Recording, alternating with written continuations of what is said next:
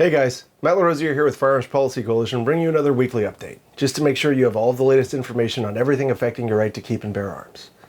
First up this week, study, age bans don't stop homicides. A new study from the University of Washington suggests that state laws banning 18 to 21-year-olds from purchasing guns makes little to no difference in local firearm homicides in that same age group. Obviously, murderers are a uniquely motivated class of criminal with little regard for the law. After all, murder's been illegal for quite some time. Naturally, they ignore these bans, so it's clear, and the study shows, that these bans make a little difference, except, of course, for the millions of adults in that age group categorically denied these fundamental rights. The answer should be obvious. Stop violating the rights of young adults. Let's see if our ruling class can get that message. Next up, the big news, Amy Barrett, SCOTUS nominee? I'm sure you guys have heard about it, but I want to talk about President Trump's Supreme Court nominee. At this time, it's apparent, but it's looking like Amy Coney Barrett, and what her selection and confirmation would mean for gun rights. Judge Barrett's record on gun rights is somewhat sparse. She does believe that the Second Amendment is an individual right, not a collective one, which is good, but she's only issued an opinion on one major gun case during her time on the Federal Seventh Circuit Court of Appeals. Case I'm talking about is Cantor v. Barr, where someone guilty of a nonviolent felony was seeking to have the right to keep and bear arms restored. That's because it never should have been revoked in the first place. The Seventh Circuit did rule against the appellant, but Judge Barrett wrote in her dissent that nonviolent felons shouldn't be barred from exercising their rights at all, and that the government should stop treating the Second Amendment as a second-class right. So despite Judge Barrett's short record, she appears to be a solid Supreme Court pick, at least with respect to gun rights. Next up, Alyssa Milano calls cops for BB gun. On Sunday, failed television witch Alyssa Milano called the police after she spotted a mysterious gun-bearing individual in her gated community.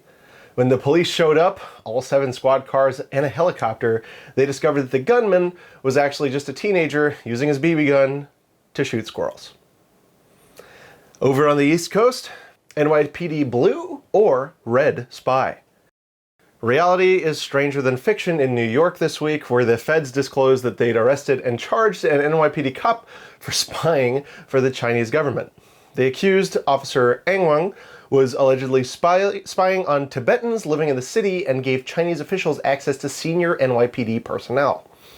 Now, what does this have to do with guns, you ask? Well, considering New York City is without a doubt one of the most difficult places to try to exercise your constitutionally guaranteed right to keep and bear arms, it bears repeating that the government's claim that you can rely on them to keep you safe instead of packing heat is pretty bunk.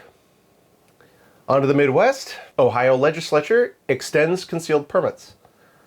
Good news for gun owners in Ohio, where the state legislature has just passed a bill that will extend handgun licenses through at least June 30th of next year. The bill is on its way to anti-gun Governor DeWine, but will hopefully be signed sometime in the next week. Then over to the Garden States, as always, Murphy's fees next. I have an update for New Jersey. Governor Phil Murphy struck a deal with state Democrats this week, which will increase taxes for high-income earners and HMOs, but will displace proposed taxes on gun purchases and licensing. Now, given the state's inability to balance a budget, this may be a temporary reprieve for Jersey residents, but welcome one. Last up this week are 2 new laws going into effect in Hawaii. Hawaii signing off on new gun laws. The first is Senate Bill 3054, which requires people to notify their county police whenever they permanently move firearms out of the state.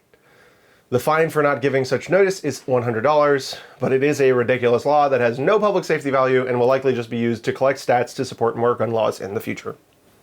Second law is House Bill 2744, which tries to regulate home building of firearms. Specifically, the law bans production of unserialized firearm receivers and any combination of parts from which an unserialized firearm can be assembled, provided that the parts can't function as a firearm unless they're assembled. If you're confused, you should be, because it seems like the legislators wanted to ban parts that would be used specifically for assembling a ghost gun, but the way it's written appears to ban the production of any functional or structural gun part. Funny thing about this ridiculous law is that it's largely unenforceable unless the People's Republic of Hawaii can place cameras in the homes of every resident. There's really not much way they can stop people from making their own stuff. Then again, it was probably never intended to be enforced as written. It might just exist for virtue signaling purposes or for slapping people when charged with something unrelated, both of which make sense coming from yet another anti-gun state government. Well, that's all I've got for you this week. Thanks for tuning in. If you'd like to know more, check out fpcnews.org, where you can find this week's edition and information on all of our legal and legislative efforts. If you think this content would be important to anyone you know, help us spread the word and tag them down in the comments. I really appreciate seeing you guys do this. You're the best. Also, be sure to check out fpcgear.com, where you can get all kinds of cool Pro 2A gear like this shirt and help keep us in the fight in the process. As always, keep your eyes on Firearms Policy Coalition, where we're keeping up the fight for all of your rights all the time. I've been Matt LaRosiere, and I'll see you real soon.